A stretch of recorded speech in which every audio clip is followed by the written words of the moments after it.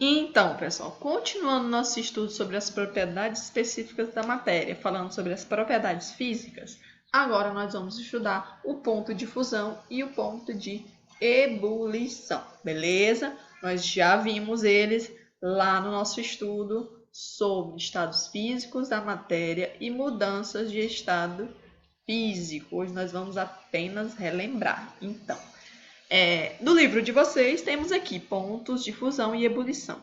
Quando ocorre o resfriamento da água, ela passa do estado físico líquido para o sólido, devido à perda de calor para o meio, como nós já sabemos.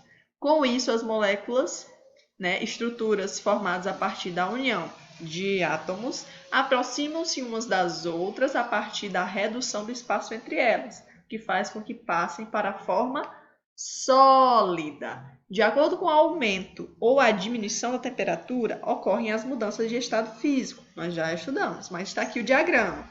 Temos estado sólido, estado líquido e estado gasoso. Do sólido para o líquido é a fusão, o derretimento, E para que ocorra essa transformação de sólido para líquido, tem que ocorrer aquecimento. Então, a substância tem que receber calor, aumentar a temperatura.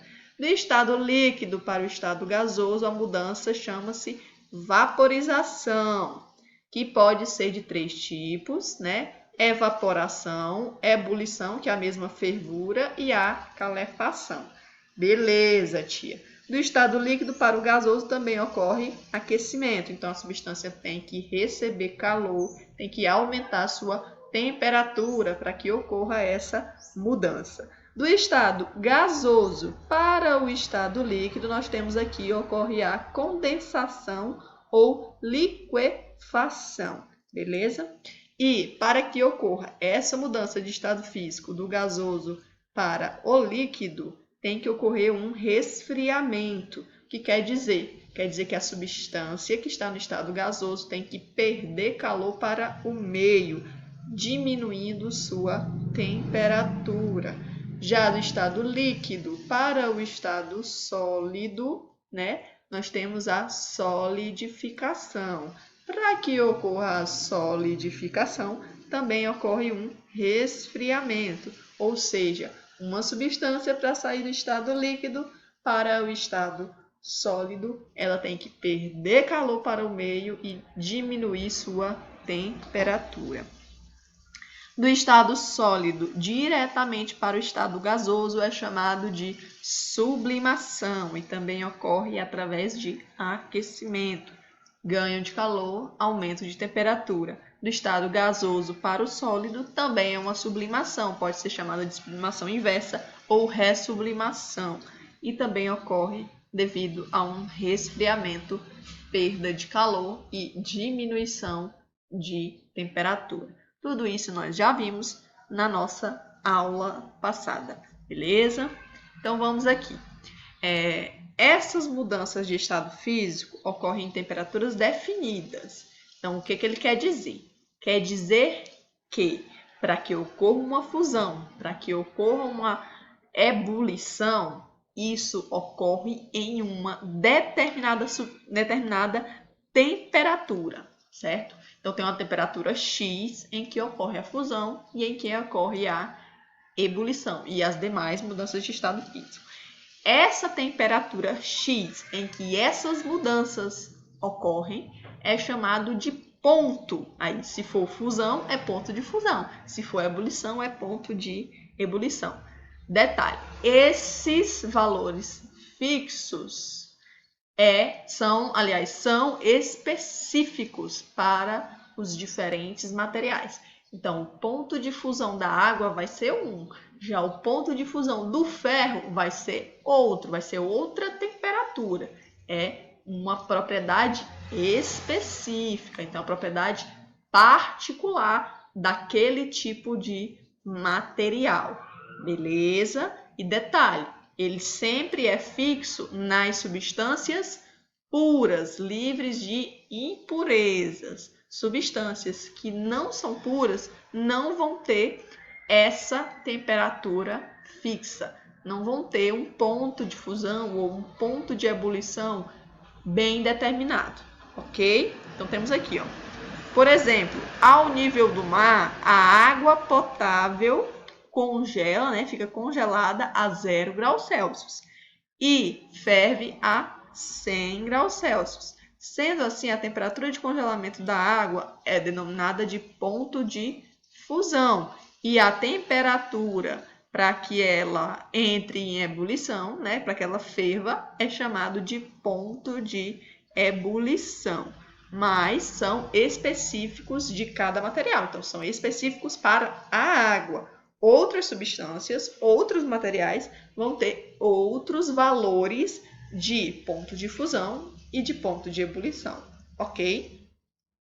Então vamos ver lá na nossa aula. Temos aqui resumidamente a mesma coisa lá do nosso livro, falando sobre o ponto de fusão e o ponto de ebulição. O ponto de solidificação é o mesmo valor do ponto de fusão. A única coisa é porque no ponto de fusão vai ser a temperatura em que um material sólido se funde, vira líquido. Já o ponto de solidificação é a temperatura em que um líquido passa para o estado sólido, né? Já que é solidificação.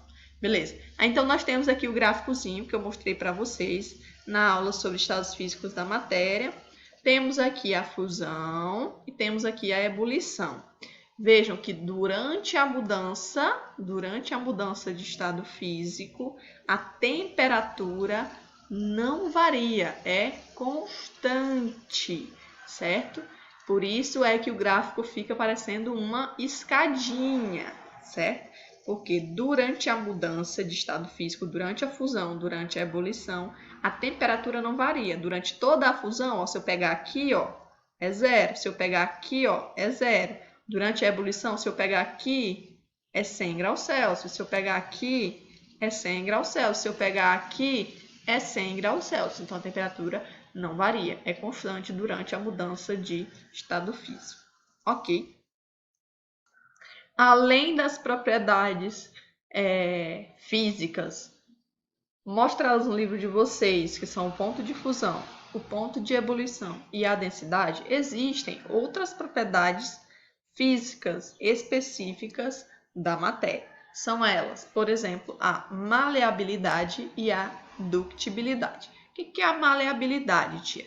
É a propriedade que alguns materiais têm de ser moldados. Então, existem alguns materiais que vão ser bem maleáveis, podem ser moldados. Então, por exemplo, você pega uma massinha de modelar, né?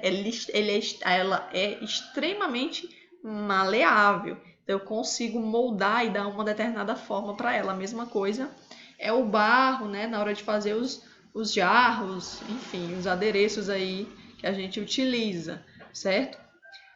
Outra propriedade física é a ductibilidade. O que é a ductibilidade?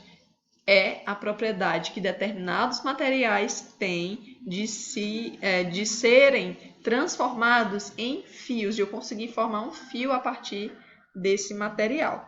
Um exemplo de material muito dúctil, né? Então, que tem uma elevada ductibilidade, é esses materiais que compõem os fios de eletricidade, como, por exemplo, o cobre. O cobre eu consigo fazer um fio bem fininho com ele, então demonstrando, portanto, que esse material é muito dúctil, ok? Então, nós temos aí essas outras duas propriedades específicas. Pois bem, além delas, nós também temos uma propriedade chamada de calor específico. O que é o calor específico? Gente, aprendam para o resto de vossas vidas. Amém. Calor específico é a quantidade de calor necessária para eu aumentar a temperatura em 1 grau Celsius numa massa de 1 grama de um determinado material ou de uma determinada substância. Então, eu coloquei aqui o exemplo. Por exemplo, a água. 1 grama de água, para eu passar de 14,5 graus Celsius para 15,5 graus Celsius, então a diferença exata de 1 grau Celsius, 1 grama, 1 grau Celsius é 1 caloria. Essa é a quantidade de calor que eu preciso para fazer com que 1 grama de água aumente sua temperatura em 1 grau Celsius.